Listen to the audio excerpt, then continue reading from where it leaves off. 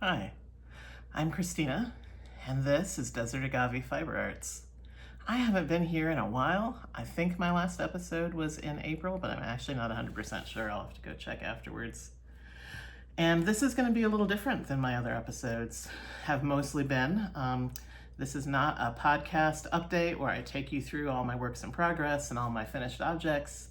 Instead, this is, I guess, what is called a knit and chat. And I have no notes. I haven't prepared at all other than setting up the camera and making sure there wasn't too much junk behind me. So we'll see how this goes.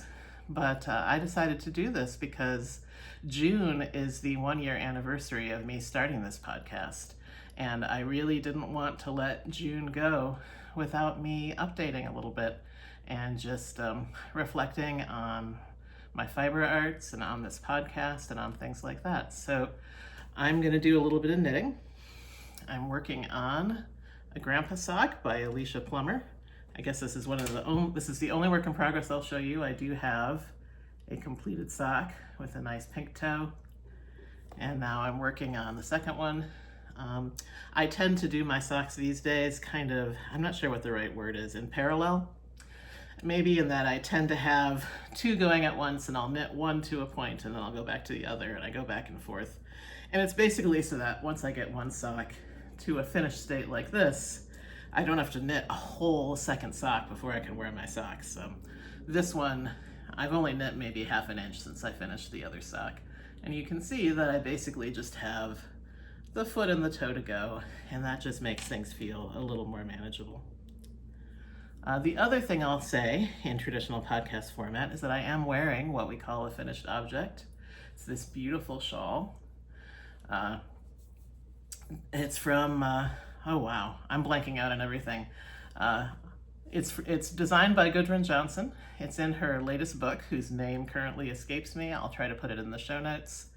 And I'm not going to try real hard to remember the name of this shawl. I will say that this color here is the picture that's on the cover of the book. And then I decided to kind of do my own thing, and I color blocked it. The shawl is knit in 2 halves. So I knit 1 half in this lilac, 1 half in this beautiful sort of golden brown color, and then I did the 3-needle bind off in a dark brown. And I finished it right as summer was starting. So I haven't gotten a ton of wear out of it because this is New Mexico. Highs right now, most days are in between 95 and 100. So it's not really wool shawl season, but I decided to try to wear it for this because I just wanted to show it off because I'm really proud of it. And I think maybe I'll start with talking about lace once I finish my intro, because I haven't done my intro yet. For those of you who stumble across this as the first time you've seen this podcast, like I said, I'm Christina. This is Desert Agave Fiber Arts. I have a whole little written down intro I normally do, and I'm just going to wing it this time. And that is, I am a writer who also knits and sews and embroiders and spins, and someday I'd like to weave. But mostly on this podcast, I've talked about my knitting, and I have many identities. I am bipolar, have PTSD. I'm also quite certain I'm autistic and ADHD. And another identity is that I am Latina, and I'm a mother, a friend, a wife, all sorts of things. And mostly I come here, I like to talk about the fiber arts and something about mental health. Sometimes I do mention the state of the world right now because I think it's important to acknowledge the context that we're in. And if these things sound appealing to you, please sit and have a chat with me while I work on these socks. So I promised I'd start with lace, and I'll say that I am really proud of this shawl, not just because it's beautiful, but because it really represents for me sort of the end, not the end, but a really significant point in my lace knitting journey. I've only been knitting seriously for 2.5 years. It's starting to get to be a long time. And when I had been knitting a little over a year and a couple months, I signed up for a test knit of a designer friend of mine for a beautiful tunic length fingering weight lace sweater. And no, I'd never really done lace before, but I was really full of my own potential at the time, and I was certain I could do anything. It's just all stitch by stitch, right? And I joined up and I worked on that sweater. I worked on it diligently for, I think, 2 months. And it was a long test knit period because she knew that a fingering weight lace sweater is a big endeavor. And at the end of 2 months, I took a serious look at my progress. I had about this much sweater knit. It was knit bottom up. So it was a fairly wide band, but it was just a little bitty band. Pretty much everyone else in the test knit had much more done. And as I looked at my tiny little band compared to pictures of their larger swaths of sweater, I noticed that in my tiny little band, the lace didn't even look right. I mean, it was clearly messed up and was not the way the lace was supposed to be. And I told my friend reluctantly, I can't do this, I'm sorry, I overestimated myself. And she was lovely about it. And I really kind of, I tried hard not to, but I really kind of saw it as a failure. I felt bad that I had let down my friend in the test knit. I also just felt bad that it turned out I couldn't do this thing that I thought was just stitch by stitch, right? And one of the little journeys I haven't really been talking about is ever since, occasionally I've been picking up lace. It started with smaller things, like at least twice I picked up a lace shawl and I started knitting it. And I got far enough where I could tell I had figured out the lace and it was looking beautiful. And then I was like, I'm done. I dropped it and moved on to a different project. That happened. And then there was the shawl I showed you. It might have even been in the last episode. I showed you a picture of it because I had given it to a dear friend of mine. But that was one of the earlier projects where I actually did a shawl with that beautiful lace border, and I was able to take it to completion. And I had some mistakes in it, but it's beautiful and I'm proud of it.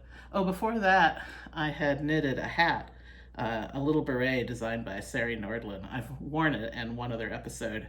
It turned out beautiful, and again, I was so proud of it. It's a little too small for me. I actually made some modifications to make it larger because the circumference of my head is 24 inches, which is larger than many hat patterns. But even with my modifications, it's not quite big enough. But that was a success. But somehow this all over lace pattern shawl, and also I am not really a delicate lace person, to be honest. And I don't mean that as a self-criticism at all. It's just not who I am. This lace appealed to me because, I hope this isn't offensive to anyone, but I find it deeply strange looking. And I don't mean that as an insult. I mean that as, holy cow, I want to own this and make it and wear it because deeply strange lace is totally my vibe. And I love it so much. It's geometric. It's got these funky little holes in the middle of each of these diamonds. There's a phobia whose name I forget about, which is basically a phobia people have of little regular holes that appear in nature, like in seed pods. And there are people who, they see a picture of a seed pod with like holes in it, like a lotus pod, and they just flip out. They can't handle it. And honestly, this shawl reminds me a little bit of that. Like, I feel like if you had that kind of phobia, if you look too close at this shawl, it might wig you out.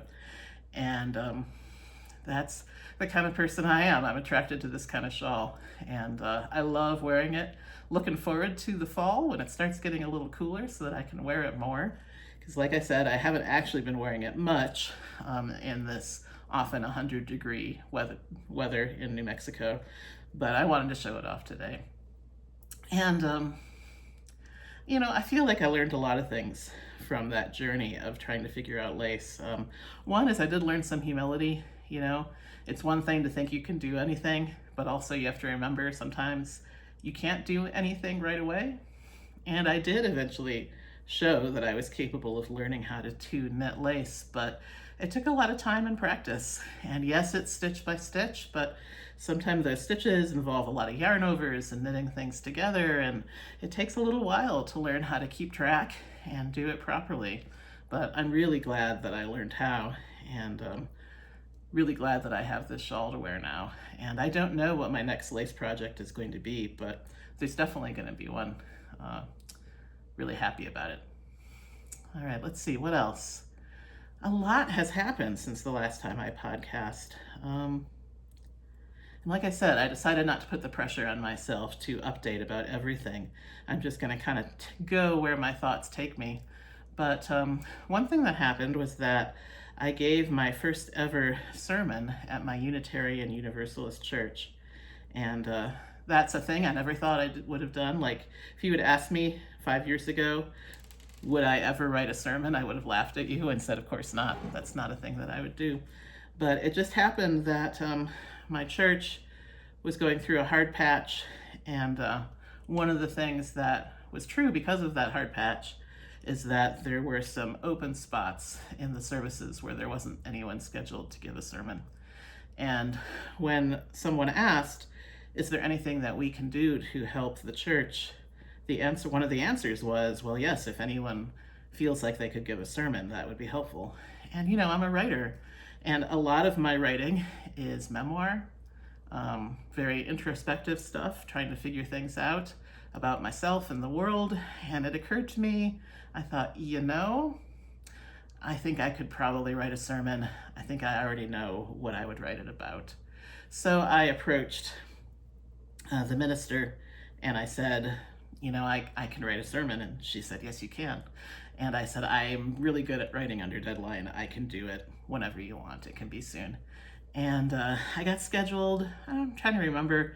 I think I maybe had 3 weeks in between giving the sermon and committing to doing it. And I really enjoyed writing it, and I worked really hard at it. It was a huge creative endeavor for me, and it was one I took so seriously. My theme is, and I will link to the podcast below. There's an audio podcast where you can hear the recording. If you go about half an hour in, that's where you'll get to about where my sermon is.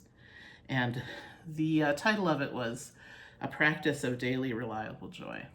And that sermon was for me, about my journey to the fiber arts and how I got there and what the fiber arts do for me.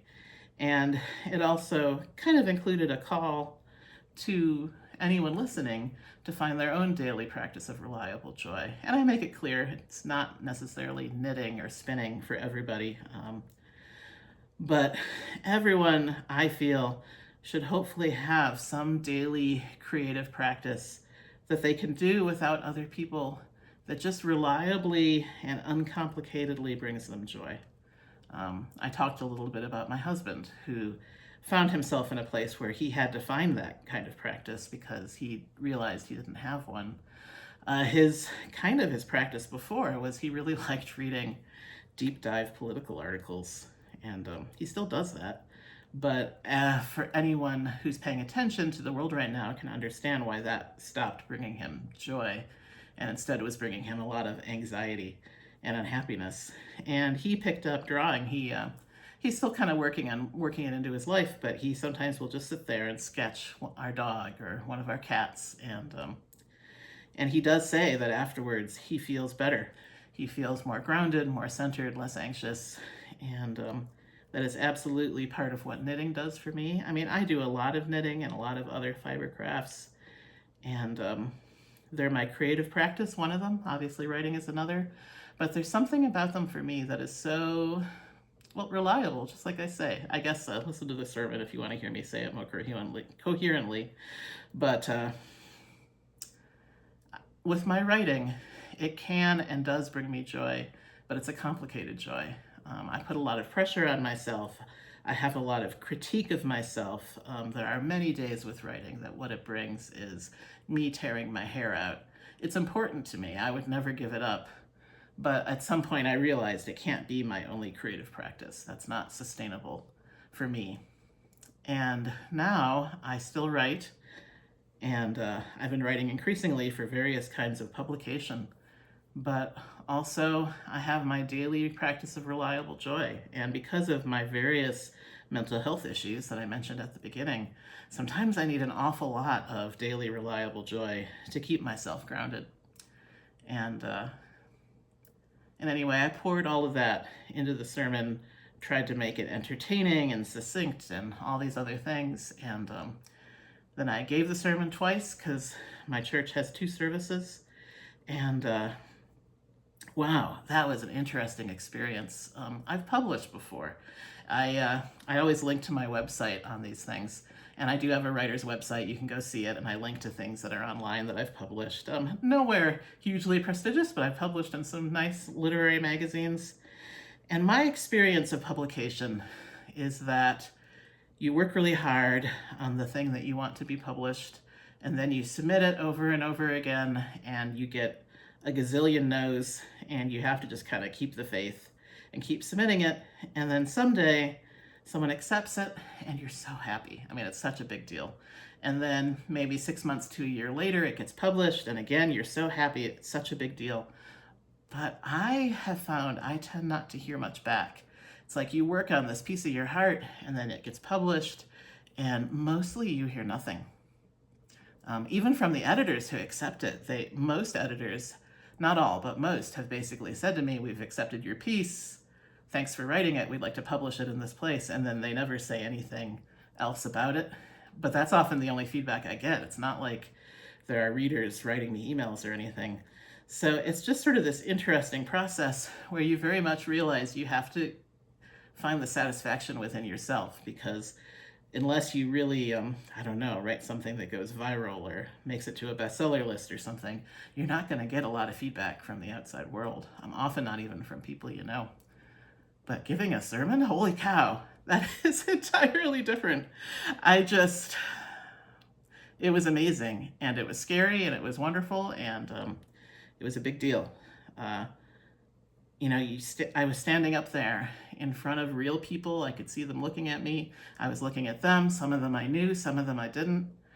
And they responded, in real time to what I was writing. They laughed at the jokes and looked sad at some sad parts. And at the end, there was just, it's a little blurry, but I'm pretty sure there was some applause. And then after the services, just this blur of people came up to me saying, thank you for giving that sermon. It meant a lot to me. More than one person talked to me about a creative practice from their youth that they had kind of let lie dormant, that they had felt too embarrassed to pursue as an adult. And they said, I'm going to do it now. And that was amazing. I mean, to get that kind of positive feedback was just something I'd never experienced before about something I wrote. And it was so powerful, also a little overwhelming. And it's still ongoing. I mean, every time I go to a service, there's at least one person who at some point will say, usually someone who hasn't said something before, they'll say, hey, I wanted to let you know that that sermon meant a lot to me. And after you gave it, I've picked up my crochet, or I've started drawing, or I've started writing poetry. And one person told me recently that her creative practice is baking, as I was eating her delicious gluten-free, I think it was a piece of bread. And it really, I can't even put into words how meaningful that is for me. It's gratifying, but gratifying doesn't even begin to touch it.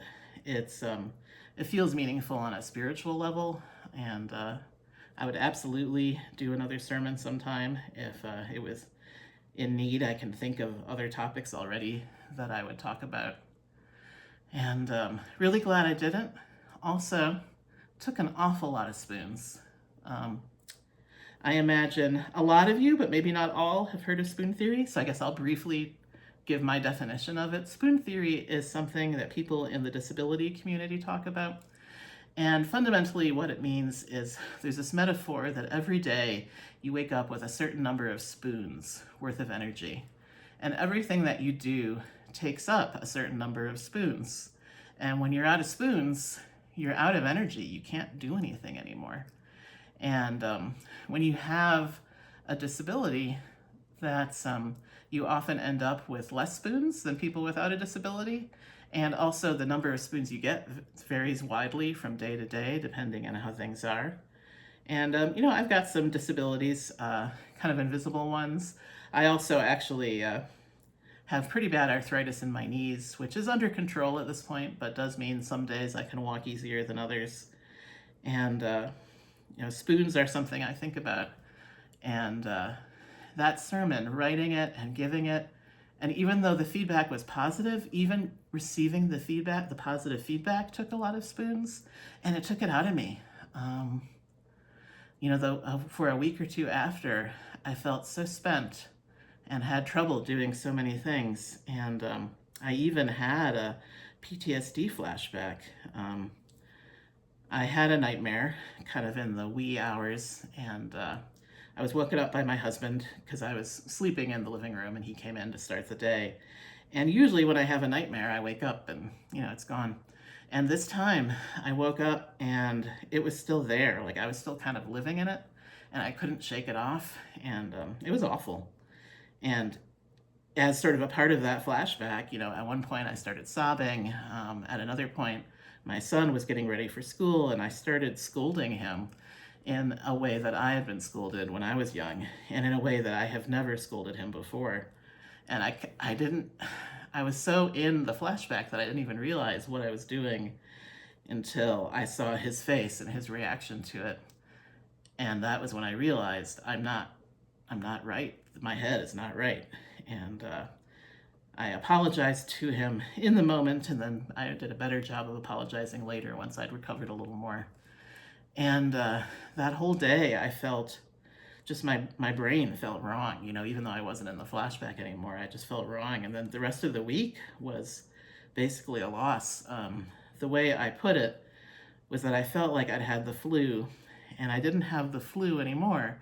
But you know how after you have the flu, it takes you a long time to recover? Like your body and your mind just isn't quite right because you were so sick.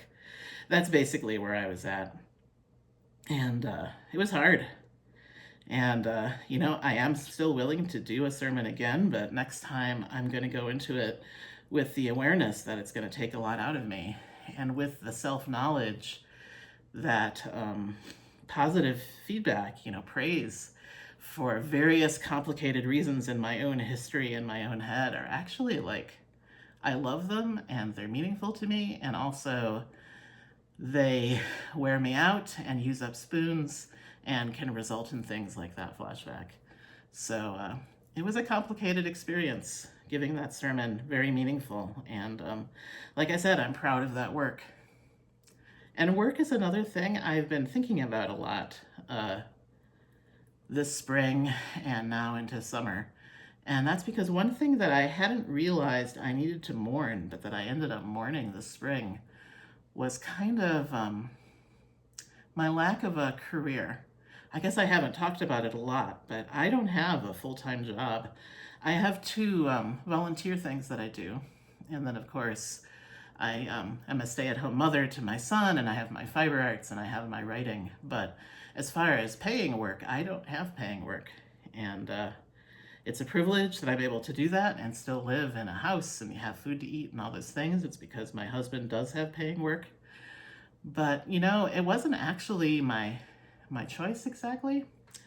It really has to do with my mental illness. I have tried a couple of times to have a full-time job as an adult post bipolar diagnosis, and I kind of can't do it. It's just not a thing I can do. I think maybe some kind of part-time job I could do if I had to, but when I talk about knitting and that daily practice of reliable joy, part of why I do knitting is because it builds spoons, and then I can use those spoons to do things. And there are days where I need to sit and knit for 6 hours in order to have enough spoons to do the basics. And you can't really do that if you have a job. And, I've had a complicated relationship with this fact in my head for a long time. And also, outside of my head, I have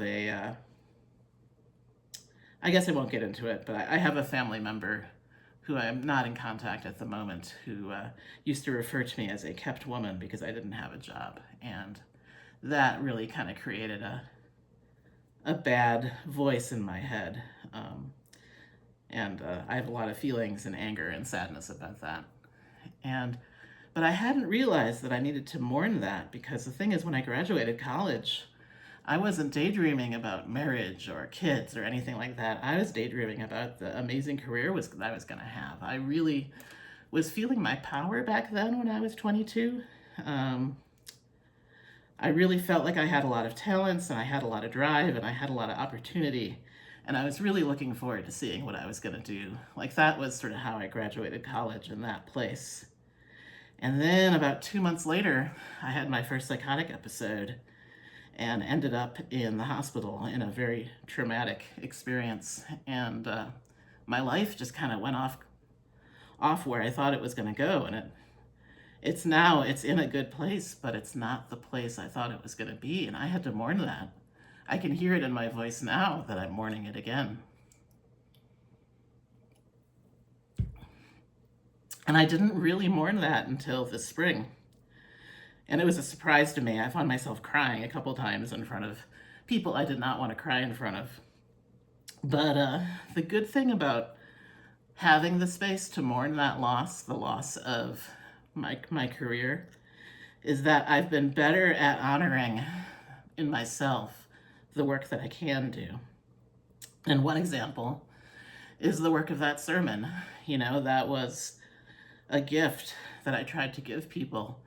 And a lot of people have told me that they received it as such and that it helped them. And I'm so thankful and happy about that. Also, let's see, as a part of my church, I'm chairing a committee that, among other things, it organizes the pledge drive and also does other things, recognizing people for their gratitude towards the church. And I just started chairing that committee this year. And I specifically stepped up to do it as a result of the political situation. I was just kind of looking at the world and feeling overwhelmed by all the terrible things. And I finally thought, I need to figure out what I can do to help within my circle of influence. Like, I can't magically become a senator, but what is there that I can do? And I looked at the open chair position on this committee, which I was a member of, and I thought, I can do that, and that'll help. My church does a lot of progressive work for the community in many different ways, and it needs pledgers in order to have a building and staff and resources so that people can do that work. And I thought, I can do that, I can help with that. And I've been helping, and the work is, it's really meaningful to me, and I'm thankful that I'm able to do it. It takes a lot of spoons, Sometimes I have to figure out my week ahead of time to figure out when I'm going to have the spoons to do the stuff I need to do. And it's not that much work. I don't want it to sound like I'm doing hours and hours a week, but that just kind of shows you how few spoons I have sometimes, that I have to figure out how to use the 3 spoons I need to write the agenda and do some other stuff. And then I'm also on the board of directors for a children's radio show and podcast that my son is involved with. And that show does a lot of really important educational work. And as a part of being on the board of directors, I'm also on the fundraising committee. And I didn't used to know how to do fundraising writing. That's a new thing. But I learned it being on this committee for my church, doing the fundraising writing there. And I use those skills to write a letter for the show that's going to be sent out and used as a fundraising effort. And I'm proud of the letter. It's from my heart. It's not just sort of a give us money letter. It's very much sharing a personal story. And the producer of the show said it made her cry when she read it, so I feel like that's a good sign. And I'm proud of it, and I'm really hopeful that it will help the show by getting some people to donate. And that's another kind of work that I'm doing, and that I'm honoring more than I used to honor that kind of thing. I think I was always downplaying what I could do. I'd be like, well, it's not a real job. I don't have one of those. And now I'm just like, that's my work. And I want to help the world. I want to make the world a better place, because it sure seems horrible a lot of the times right now. And I'm proud of myself for doing what I can, because all I can do is what I can do. And that all comes back to knitting, because honestly, my daily practice of reliable joy and my fiber arts are what give me the strength to do what I can do. People talk about how, and I've talked about how, joy is resistance to fascism, and that is absolutely true. But I would add, if you are an adult then the purpose of that joy as resistance is partially to give yourself the ability, the strength, the stamina to do further work.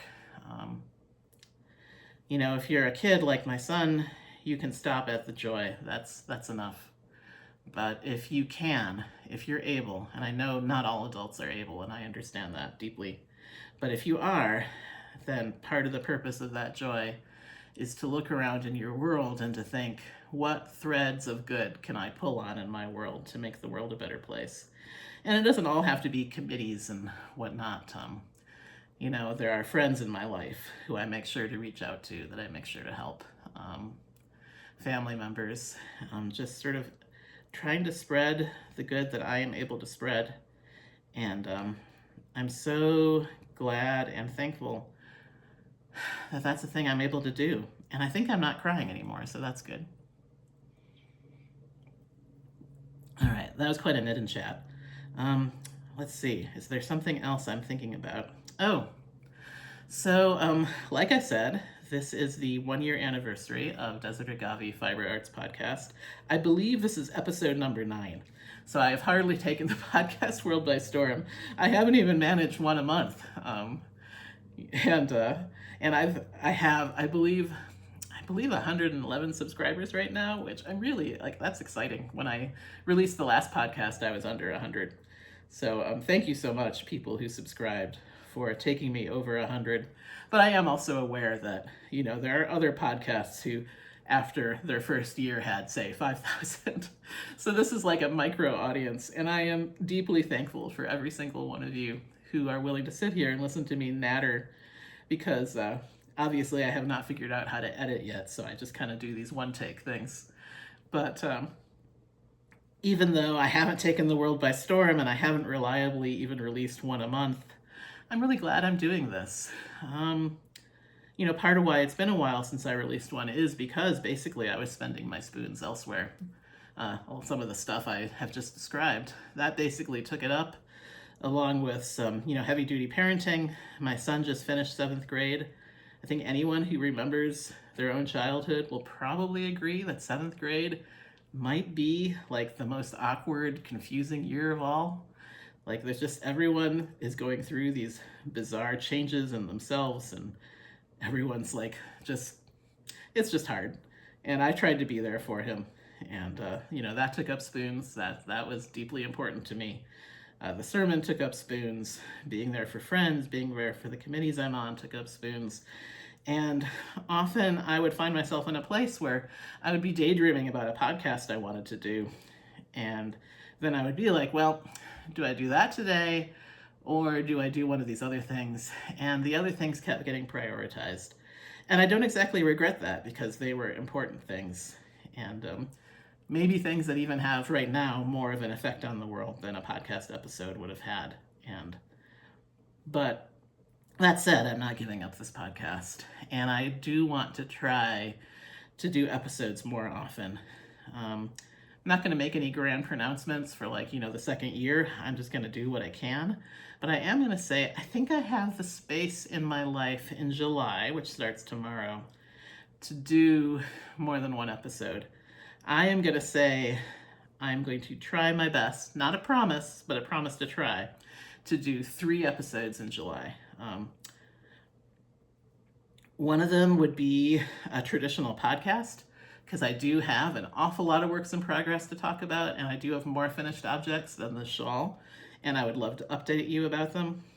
I think maybe I would talk a little more about my spinning and fleece processing adventures. I realized the other day, I was thinking about it, and I have talked very little about spinning on this podcast. I wrote an essay about it that I shared at the Ply Magazine blog, but I don't talk about it much here. And I realized it's because spinning, even more so than knitting for me, is kind of, I don't know, it's like a spiritual practice for me, I guess. And I feel kind of weirdly private about it. It feels weird to talk about it much. It feels hard to talk about it much. I went to a spinning and weaving guild meeting about a month ago, which was interesting. I'd like to talk about that more later too. But someone asked me there, she was kind of in this very direct, just interrogative kind of way. She was like, what do you do with the yarn that you make? And I felt almost attacked. And I just sort of stammered out something kind of meaningless. And I just, being asked, what do you do with the yarn? As if that was an important part of the process, which I guess it is. It felt disruptive to my inner peace, I guess. I just, I knit to make things that I'm going to wear. The yarn that I spin, it's complete within itself. And I do have some plans for things to do with it. I'm working on a spin right now that's going to turn into a pair of socks. I'm working on a larger spin that I have sort of a vague vision of turning into a series of color work cowls and mittens and hats. But the point of it isn't really that. The point of it is the act of spinning and what it does to my heart and my head and my soul. And that feels private. And that's why I don't talk about it much. But, the whole, my whole kind of way of being as an artist is that if I identify something that's weird and hard to talk about, I immediately try to talk or write about it. That's just what I do. I don't actually know how else to be. So obviously I should do a podcast episode about spinning where I find a way to talk about this weird thing that feels strange to talk about. So you could look forward to that. That's 2. All right, what was the 3rd? I know I had an idea for a 3rd episode.